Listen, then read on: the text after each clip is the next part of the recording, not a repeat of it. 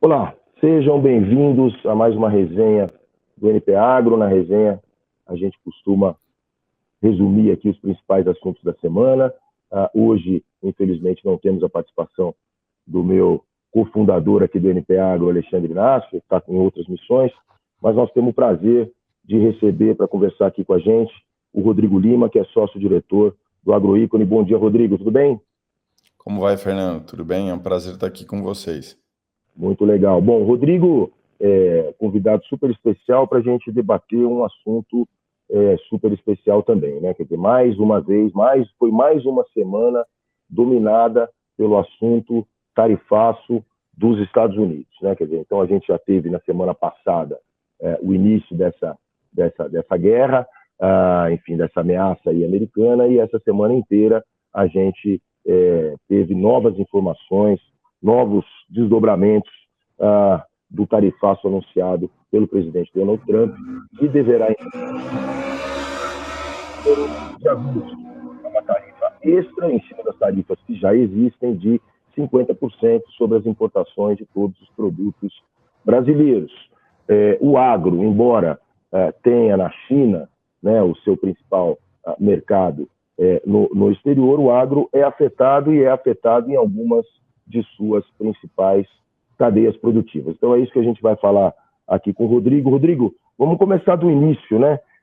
Você, logo que o presidente Trump anunciou essa tarifa extra de 50%, você já soltou um artigo aqui fazendo algumas considerações sobre o anúncio. Então, como é que você recebeu inicialmente, né, Rodrigo? Você que é um especialista em comércio exterior há tanto tempo, como é que você recebeu esse anúncio, surpreendente anúncio dessa tarifa extra de 50%?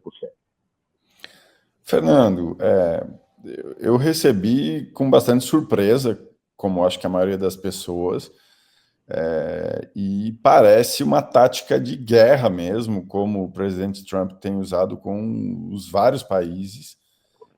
Tarifa de 50% adicional à tarifa vigente e inviabiliza, na maioria dos produtos, o comércio. Se não encarece muito, inviabiliza o comércio. E os movimentos recentes que a gente viu, né, o governo brasileiro tentando negociar e responder, como é que vão responder, mas aí o anúncio da tarifa de 30% para a Europa e para o México, aquele anúncio aquela ameaça de todo mundo que fizer negócios e importar petróleo da Rússia vai ter uma tarifa de 500%. Tarifa de 500% não existe no comércio internacional porque simplesmente inviabiliza o comércio. O que prejudicaria as exportações da Rússia e os países que compram da Rússia, como o Brasil compra diesel e fertilizantes, por exemplo. Aí nós também sofreríamos. Então, medidas são jogadas, ferramentas que o Trump tem usado para negociar que são bastante agressivas e mostram que o cenário de não ter regra nenhuma, porque ele não quer regra multilateral, é a melhor saída na visão deles, o que é pernicioso para o comércio internacional e para o mínimo de previsibilidade que se espera entre parceiros comerciais, né? Eu Então, acho que desculpa te interromper, Rodrigo, eu acho que você tocou num ponto muito importante, eu não queria deixar morrer.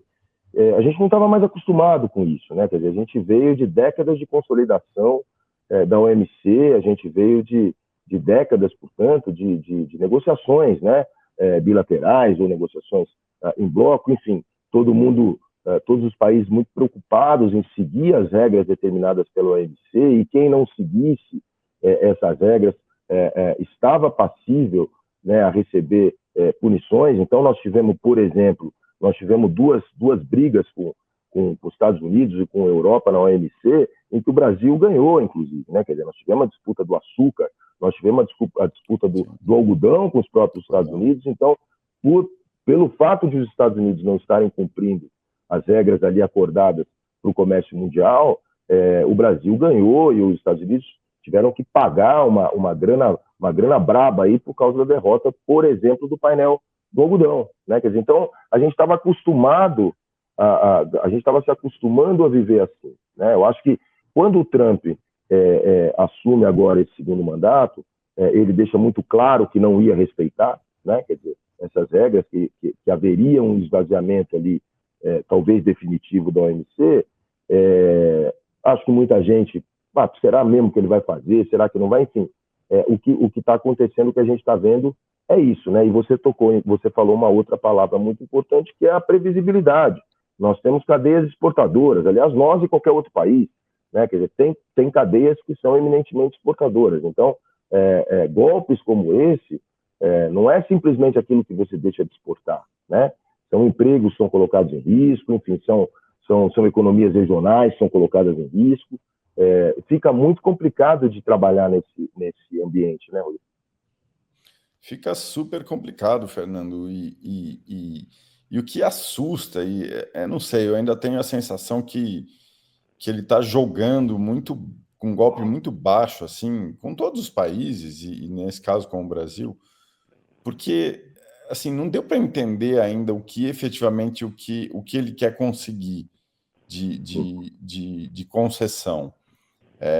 Quando ele anuncia a questão da seção 301 e das investigações que poderiam trazer novas barreiras ao Brasil, ele fala lá do comércio da tarifa de etanol, que foi aumentada em 2018 para 18%, se eu não estou enganado.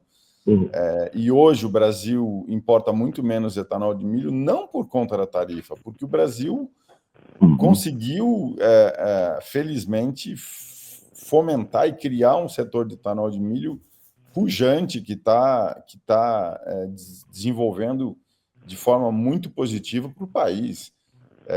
Aí ele coloca lá desmatamento como uma preocupação dos Estados Unidos, preocupados com desmatamento, e isso poderia gerar mais barreiras ao Brasil. Então, o Trump preocupado com desmatamento, que curioso, isso parece uma coisa da Europa lá, por conta da diretiva de due diligence. Conveniente o argumento de desmatamento. A Rua 25 de Março e todas as questões de propriedade intelectual. 25 de Março tem propriedade intelectual? Imagino que tem problema, sim, mas assim, não deu para entender ainda, pelo menos eu não consegui entender ainda o que efetivamente ele quer conseguir, que pode ter relação com as questões políticas lá, e aí do Bolsonaro ou não, mas será que o Trump está fazendo essa jogada com esse objetivo? Eu quero crer que não, tá? E isso pode significar que daqui a pouco, antes do dia 1º, ele vem e relaxa a tarifa de 50%. Isso cria, do ponto de vista dos operadores, dos países, dos negociadores, das empresas, isso cria um frisson, um movimento caótico, né, de tentar entender a negociação. Então, a negociação, via de regra, tem que ser feita pelo país. Aí você tem o governo do Estado de São Paulo tenta negociar. Aí você vai um outro político que quer negociar, e o Congresso quer negociar. A gente não tem nem embaixador dos Estados Unidos designado para o Brasil, porque o governo Trump não designou o embaixador. O Brasil e os Estados Unidos são parceiros históricos. Não tem um embaixador dos Estados Unidos no Brasil porque o governo Trump não indicou. Assim, acho que o tempo dirá quais são as verdadeiras razões por trás disso tudo. Agora, isso é nefasto do ponto de vista de comércio internacional e de regras minimamente previsíveis e comuns que norteiam o comércio. Barreira ao comércio a gente sempre viveu e sempre tem que negociar. Agora, da forma como está sendo feito, é realmente escandaloso. E é interessante porque, em boa medida, a maneira, essa taxação, né, indiscriminada e ampla, ela prejudica o próprio consumidor americano, né? Quer dizer, vai trazer os preços aqui para o Brasil? Vai trazer, claro que vai. Os Estados Unidos são, se eu estiver errado aqui, você me corrige, Rodrigo, mas os Estados Unidos são, desculpa, o principal mercado, por exemplo, no exterior para exportações brasileiras de café, né? Como país individual, né? Suco de laranja também, como país individual. Enfim, é o segundo maior mercado para carne. Agora, a carne bovina brasileira tem complementado uma oferta americana que está muito baixa. O suco de laranja brasileiro tem complementado uma oferta americana que também está muito baixa. E outro dia os dois países eram concorrentes. Agora o Brasil está complementando a oferta americana, né, desses dois produtos particularmente. Ou seja, é uma medida que tem tudo para gerar inflação no próprio mercado americano. Inflação e, em alguns casos, desabastecimento de alguns produtos, o que seria péssimo para a sociedade americana. Por isso que eu ainda tenho a sensação que a tarifa de 50 pode cair antes do dia 1º. Uhum. Só que é tudo tão rápido e tão... aí anuncia essas medidas agora do desmatamento, das investigações e outras barreiras não tarifárias que estão prejudicando o comércio americano.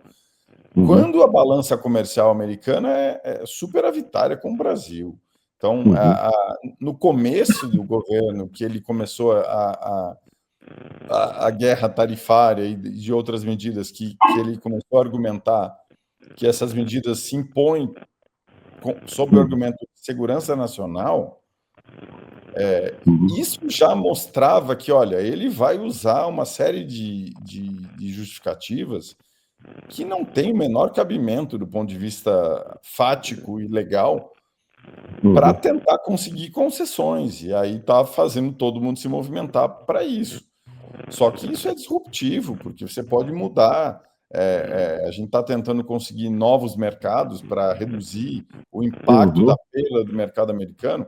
Tudo bem, só que você pode conseguir novos mercados, mas daqui a pouco você tem um restabelecimento do comércio com os Estados Unidos e o mercado lá, como você falou, precisa do abastecimento dos produtos.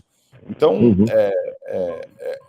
é caótico a forma como ele está liderando e conduzindo esse processo, o que, de novo, me ressalta que acho que a gente ainda vai entender as efetivas razões pelas quais ele está fazendo assim. Acho que, enfim, a gente tem falado muito aí nessas últimas 2 semanas sobre os reflexos negativos, sobre as exportações de café, suco de laranja, carne bovina, tem o caso do açúcar, tem o caso do etanol, mas tem produtos florestais, tem produtos que hoje movimentam um pouco, mas que estão muito dependentes dos Estados Unidos no mercado internacional, o caso de ovos, por exemplo, né? O Brasil exporta uma quantidade, o Brasil exporta uma quantidade muito pequena de ovos comparado àquilo que produz. Mas, de qualquer forma, a gente teve um crescimento muito interessante aí no último ano, muito por causa dessa questão da escassez de proteínas nos Estados Unidos. Então, os Estados Unidos se transformaram num mercado muito importante. O mel é outro caso, várias frutas, a mesma coisa. Quer dizer, então, a gente tem, inclusive, cadeias que ainda estão se estruturando para se consolidarem como cadeias exportadoras, e aí tendo como mercado-alvo os Estados Unidos, que são o principal mercado de consumo do mundo. Quer dizer que esse tipo de medida realmente pode causar problemas até graves, né? Porque são empresas exportadoras em alguns casos, de menor porte, né? Quer dizer, então, de repente, o cara se preparou para exportar, sei lá, a sua fruta para os Estados Unidos e vem um golpe como esse, e aí bagunça todo o negócio do produtor aqui, do produtor exportador, né? Quer dizer, então, tem consequências aí que a gente não consegue nem ver, né? Certamente. Eu ainda espero, Fernando, que seja possível um acordo minimamente razoável, que não inviabilize as exportações. E, no final das contas, eles exportam muito mais para a gente do que a gente exporta para eles.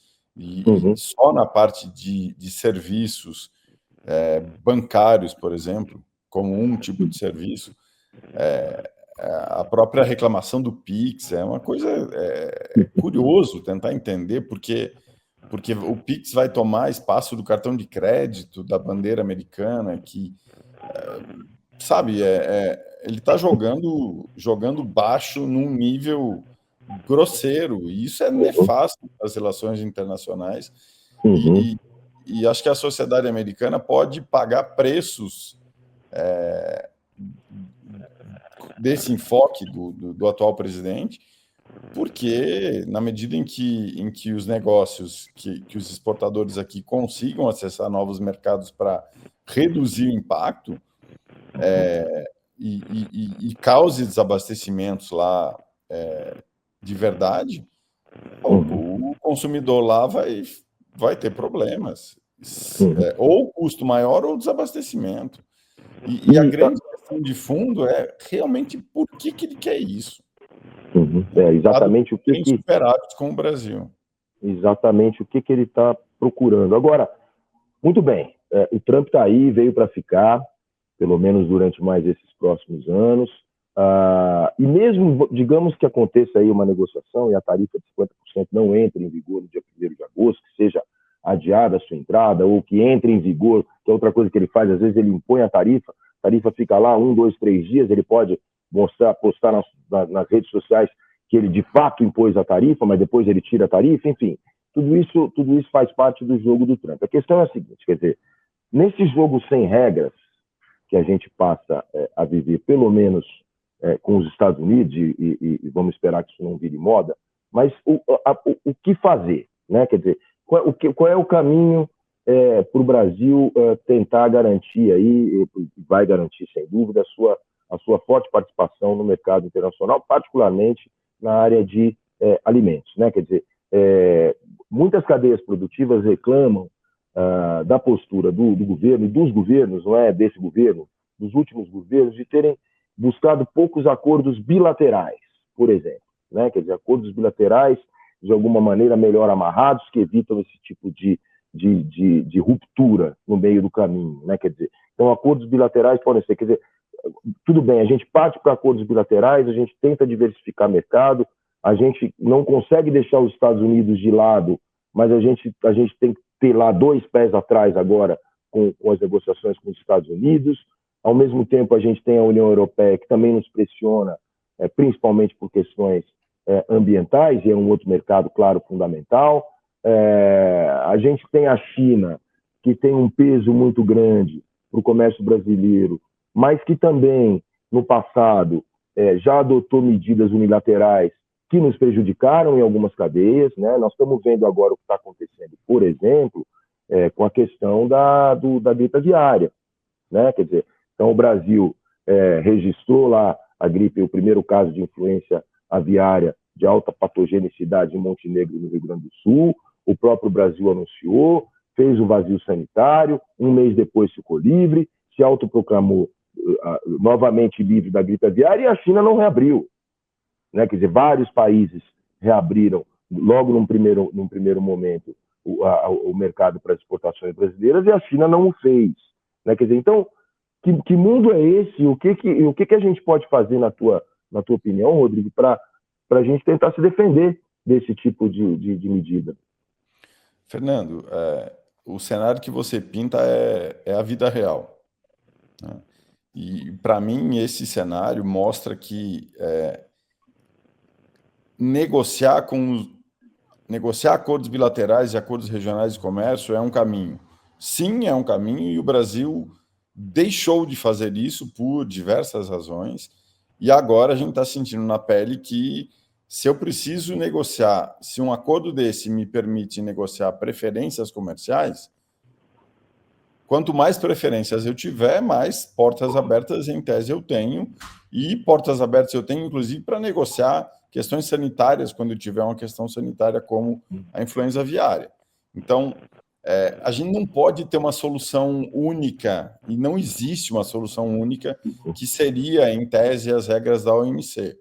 As regras da OMC, sim, são importantes, espero que ela se fortaleça como organização multilateral, dentro dessa crise do multilateralismo em todos os níveis, em todos os setores.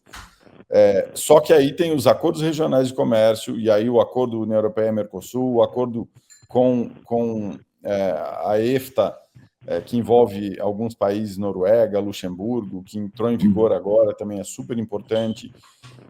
Uma aproximação muito maior com a China do ponto de vista bilateral, pensando em agricultura. Então, a COSBAN, que é aquele fórum de alto nível, Brasil, China, tem que tratar desses temas, e a gente tem que negociar preferências em várias frentes, porque senão a gente fica amarrado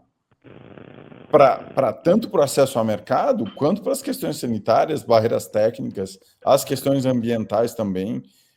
Eu acho que a União Europeia é muito restritiva, só que a gente não pode menosprezar que, por exemplo, o desmatamento ilegal é algo que a gente tem que ser capaz de comprovar que a gente não tem desmatamento ilegal nas cadeias produtivas da agricultura. E isso é um tema que pode gerar barreiras para a gente se a gente não conseguir fazer isso. Então, a agricultura, do ponto de vista das entidades, dos setores representativos, do governo, e aí eu trago MAPA, Itamaraty, MIDIC, como ministérios absolutamente críticos do ponto de vista da interlocução e de uma estratégia de negociações nos diversos foros internacionais dos quais o agro está envolvido, queira ou não. A agenda climática, por exemplo, com a COP30 agora, dá a impressão que isso é só uma agenda ambiental. A gente está discutindo lá financiamento para a agricultura de baixo carbono. Isso não tem a ver com a produção sustentável e não tem a ver com conseguir recursos que vão permitir, por exemplo, recuperar a área degradada, produzir de forma mais eficiente, de baixo carbono, e depois exportar para o país que em tese, está cobrando a sustentabilidade da produção brasileira. Então, o que eu penso é que o Brasil ele é muito forte na agricultura, só que ele não pode menosprezar os diversos foros internacionais dos temas que compõem a pauta multilateral, porque senão a gente dá um passo em falso e cai e tem problemas. Então, negociar é a palavra-chave, mas negociar com muita estratégia, com muita presença e substância em relação aos temas que a gente traz, que a agricultura brasileira agrega para a pauta de desenvolvimento sustentável, como forma de abrir mercados, consolidar essas aberturas de mercados, diversificar os produtos que a gente exporta também, porque a gente exporta para quase 200 países, e aí o mel sempre vai ser pequena a exportação comparado ao volume de café, por exemplo, ao volume de soja, óbvio. Mas escuta, se eu tenho uma cadeia produtiva de mel que está crescendo e a gente consegue exportar para a Alemanha, para os Estados Unidos, por que eu não vou abocanhar essa fatia desses mercados? O café de gourmet, de alta qualidade, que felizmente está crescendo muito. Então, os queijos que o Brasil está... Felizmente, hoje tem queijos deliciosos e a gente tem mercado, a gente tem produção de produtos de altíssimo valor agregado que só vão chegar nos terceiros países se a gente abrir mercado. E isso requer negociação constante, contínua e estratégias muito bem desenhadas para que a gente possa acessar e manter mercados no mundo todo. É isso aí. E com esse alerta do Rodrigo Lima, sócio-diretor do Agroícone, a gente vai chegando aqui ao fim da resenha dessa semana. Lembrando que está disponível aqui no nosso site, no npagro.com.br, no YouTube, nas nossas mídias sociais, enfim, o assunto está quente. A contagem regressiva até o dia 1º de agosto continua. O Rodrigo nos ajuda a acompanhar. Vamos ver se realmente a tarifa entra em vigor, se entra e sai, se entra e fica. Enfim, nós vamos ter bastante coisa para conversar ainda com o Rodrigo pelos próximos meses, pelo visto, e anos, né, Rodrigo? Muito obrigado por sua participação aqui na resenha com a gente. Eu que agradeço, Fernando. É um prazer e cada dia é um dia. A gente acorda e tem que ficar atento aos movimentos aí, não só o Brasil, tá? Ao que o Trump está fazendo com todos os países, porque realmente é uma teia de medidas aí muito inovadoras e assustadoras. É isso aí. Gente, muito obrigado. Até a próxima.